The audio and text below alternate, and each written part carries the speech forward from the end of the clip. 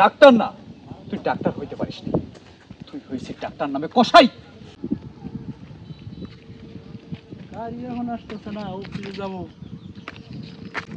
তুমি আবার আইছো আমার কাছে? আমি তো আইছি ডাক্তার সাহেব, আপনি তো আমার বিদেশ যাওয়ার কথা বলতেছেন। আমার তো সর্বশান্ত, আমি আমার জায়গা জমি সবকিছু বিক্রি করে আমি এখন সর্বশান্ত ডাক্তার সাহেব। আমি এখন কিভাবে বিদেশ যাব বলেন? এখন দেখো, আমার যা চিকিৎসা দেওয়ার দরকার আমি সব চিকিৎসা তোমার দিয়ে দিচ্ছি। কারণ আমার কাছে আর চিকিৎসা নাই, অর্থাৎ বাংলাদেশে তোমার আর কোনো চিকিৎসা নাই। এখন তোমার বাইরে যাইয়া তোমার চিকিৎসা করে আওয়া লাগবো। আমার কি রোগ হয়েছে আজ পর্যন্ত আপনি বলতে পারলেন না, আর হুট করে বলতেছেন আমার বিদেশ যাইতে হবে। তাহলে আমি কিভাবে যাব বলেন? আপনি আমাকে একটা সৎ যুক্তি দেন ডাক্তার সাহেব। সহজ যুক্তি একটাই, তোমার পায়ে যে সমস্যা এটা আমিও ধরতে পারি না, এটা তোমার মাদ্রাজ যাইতে হবে, ইন্ডিয়া। মাদ্রাজ? ওই ইন্ডিয়া? হ্যাঁ, ইন্ডিয়া। ডাক্তার সাহেব, আপনি তো সবই জানেন, আমার টাকা পয়সা ধন সম্পদ আর কিচ্ছু নাই এখন থাকার ভিতরে। ডাক্তার সাহেব, একটা গরু আছে, সেই গরুটাও যদি বিক্রি করি কয় টাকা হবে? নাই 1 লাখ টাকা হবে। ডাক্তার সাহেব, মাদ্রাসাতে কয় টাকা লাগে ডাক্তার সাহেব?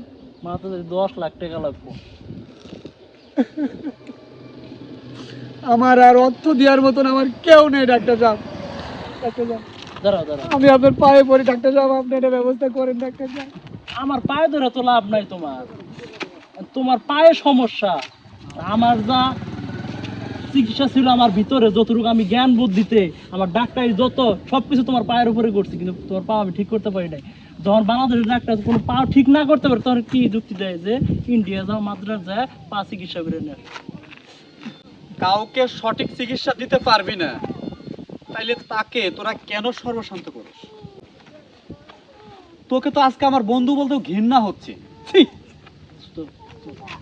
তুই না আমাদের কলেজের টপার ছিলি, তুই না আমারে খুব কইতি সে আমি বড় হয়ে একদিন ভালো একজন ডাক্তার হব। ছি! আজকে তুই ডাক্তার না, তুই ডাক্তার হইতে পারিস না। তুই হয়েছিস ডাক্তার নামে কসাই। মানুষের যদি উপকার নাই করতে পারিস, কিসের জন্য এই গরিব লোকটাকে তুই সর্বশান্ত করেছিস? লজ্জা করে না?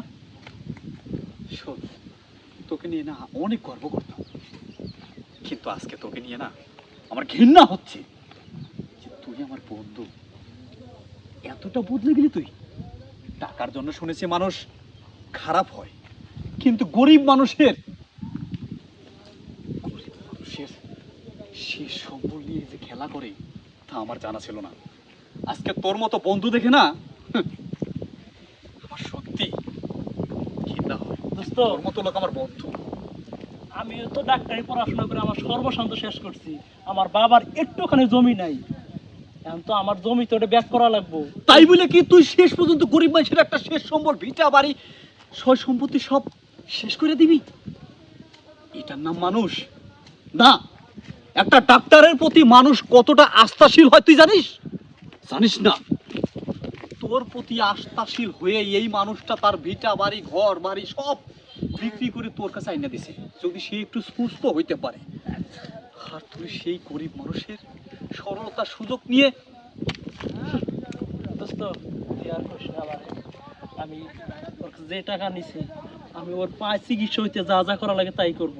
আমি ওর পা চিকিৎসা করতে 10 লাখ টাকা লাগবো, আমি মাদার যাওয়ার ব্যবস্থা। দোস্ত, আচ্ছা, তুই আর আমার করিস না দোস্ত। ক্ষমা যদি চাইতেই হয় ওই মানুষটার কাছে ক্ষমা চা। না ভাই, ভাই, আপনি আমার ক্ষমা করে দেন।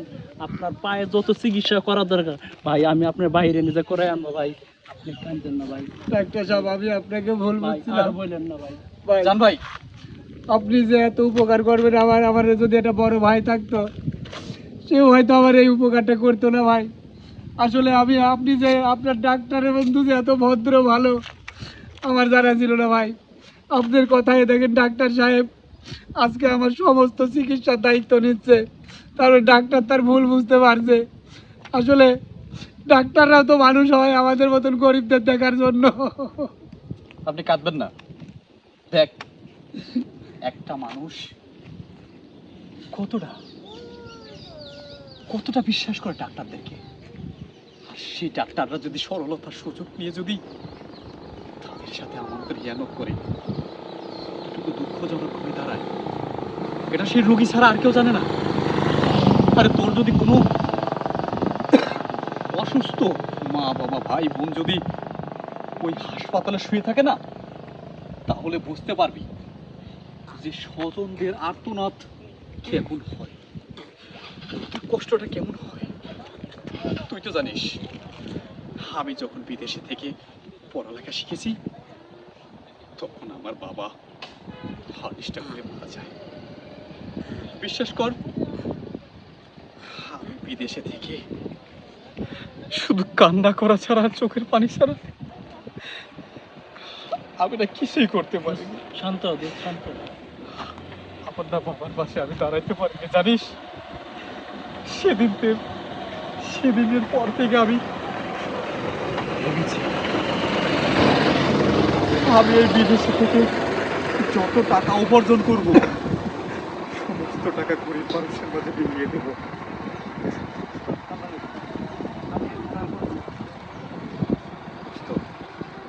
কি মানুষের পাশে দাঁড়া, অর্থ মানুষকে নষ্ট করে দেয়, আর এই যে মানুষটা না মানুষের পাশে থাকে, তাহলে মানুষের পাশে থাকে। দোস্ত আমি যাই। আমি বাইরে যাওয়ার সমস্ত কিছু আমি বার করতেছি। আচ্ছা বন্ধু, ঠিক আছে। আসসালামু আলাইকুম ভাই। ভাই, আপনি কোনো চিন্তা করেন না ভাই, আপনার সমস্ত খরচ আমি বহন করতেছি। চলেন, এখান থেকে আপনি মহৎ ডাক্তার।